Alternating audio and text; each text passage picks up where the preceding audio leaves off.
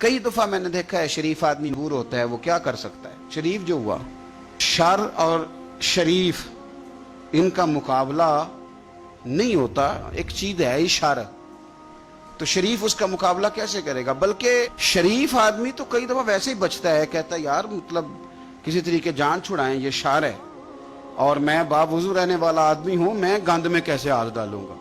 वो बचता है तो लोग समझते हैं डरपोक है, हालांकि डरपोक और होता है और शरीफ और होता है। तो शराफत को लोग बुज़दिली जानते हैं।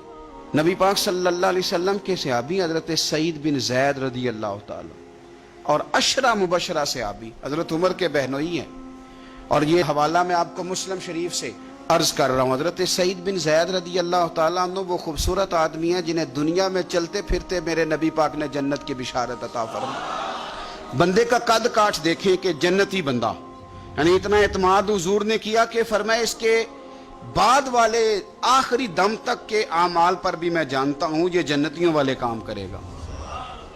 इतना बड़ा आदमी, लेकिन एक औरत ने आके झगड़ा शुरू कर दिया। अरवा उस औरत का नाम था। उसे आके हज़रत सईद बिन ज़ैद से झगड़ा शुरू किया कि ये जो मकान है ना आपका, इसमें इतनी जगह मेरी है, मुझे आप बताएं एक शरीफ आदमी से औरत झगड़ा करे तो बंदा जवाब में कुछ कर सकता है? आप शरीफों की मजबूरियां तो समझें कितनी ज्यादा हैं। भाई एक औरत आ गई, उसने दावा कर दिया, बिला वजह इंसान कटहरे में खड़ा हो जाता है। यहां को बंदा आगे कह देता, कहता जी मैंने 20 लाख रुपया लेना है, तो शरीफ आदमी उधर क्या करेगा? वो तो मुफ्त में, और दाएं बाएं बैठे लोग वैसे ही परेशान हो जाएंगे कि पता नहीं को बात होती है तो कोई आता है ना। उसने कह दिया कि मकान में मेरा हिस्सा है, और कह किसे दिया? उसे जिनके आमाल के सही होने की गवाही मदीने वाले रसूल ने अता फरमाई। उसने कहा जनाब ये मकान में मेरा हिस्सा है। अब हजरत सईद बिन ज़ैद रज़ी अल्लाह ताला अन्हु फरमाने लगे ये जमीन इसी को दे दो, खत्म हो गई बात। शरीफ आदमी कैसे झगड़ा करे? अब मैं आपको एक बात बताऊं, अगर इस तरह भी बंदा कर दे तो बातें फिर भी होती हैं। लोग कहते हैं बिला वजह तो नहीं ना दे दी, ऐसे तो नहीं ना कोई दे देता 4 मरले, ओ भाई ऐसे तो नहीं ना। फौरन फरमाया हजरत सईद बिन ज़ैद, फरमाया दे दो इसे। तो आपके अहले खाना कहने लगे हुजूर आप इसे क्यों दे रहे हैं? फरमाया तुम दे दो। मेरे नबी पाक सल्लल्लाहु अलैहि वसल्लम ने फरमाया जिसने एक बालिश्त जमीन पर नाजायज कब्जा किया, अल्लाह कयामत के दिन 7 जमीनों का तोक बना के उसके गले में डाल दे। फरमाया उठाने दो इसे, तोक इसे उठाने दो। और एक हदीस में फरमाया 7 जमीनों में धंसा देगा अल्लाह उसे, इसे उठाने दो, दे दो। लेकिन तकलीफ तो होती है ना, कहां से इतना हौसला बंदा करे? दिल तो टूट जाता है ना कि यार मेरे ऊपर इस तरह इल्जाम लगाना, और इस तरह किसी शख्स के बारे में, वो बंदा जिसने जिंदगी तकवे में गुजार दी, उस पर इतना घिनौना इल्जाम लगा देना।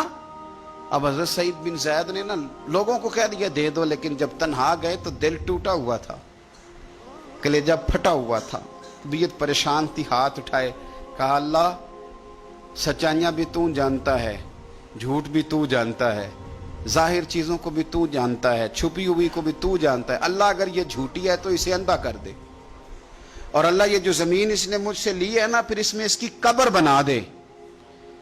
बादशाह ने लिखा है कि हज़रत सईद बिन ज़ैद तो पहले विसाल कर गए, लेकिन वो औरत जमीन तो ले ली, घर में रहती थी पर अंधी होकर रहती थी, ढूंढती फिरती थी, दाएं बाएं जाती थी। तो लोग उसे कहते थे क्या बना? कहने लगे कुछ ना पूछो, मुझे सईद बिन ज़ैद की दुआ लग गई है, मुझे लग गई दुआ। तड़पती थी, रोती थी, कुआं खुदवाया हुआ था, अमीर लोगों ने घर में कुआं खुदवाया हुआ था, तो यूं लगता है कि पानी भी कोई नहीं पिलाता था, कोई नवासा नवासी पोता पोती भी करीब नहीं आता था। पानी पीने के लिए कुएं में गई तो अंदर डूब के मर गई, उसका घर ही उसकी कब्र बन गया। देखिए ना, लोग उस वक्त समझ रहे होते हैं, उस वक्त समझ रहे होते हैं कि जनाब देखा ना मेरा पता चल गया, हंस रहे होते हैं कि देखा मैंने कितना रुसवा कर दिया, देखा फिर फलाना कितनी मिन्नतें कर रहा था, देखा। और तुम्हें पता नहीं, तुम क्या समझते हो कि जिसको तुमने रुसवा करना चाहा उसका किसी वजीर मुशीर और बड़े आदमी से ताल्लुक नहीं था तो वो तुम्हारे हथे चढ़ गया? याद रखना, अगर उसका वजीरों मुशीरों से ताल्लुक नहीं ना गरीब का, तो अल्लाहु वलियुल्लज़ीना आमनू, अल्लाह तो वारिस है कि नहीं मोमिनों का? अल्लाह तो वारिस है कि नहीं मोमिनों का?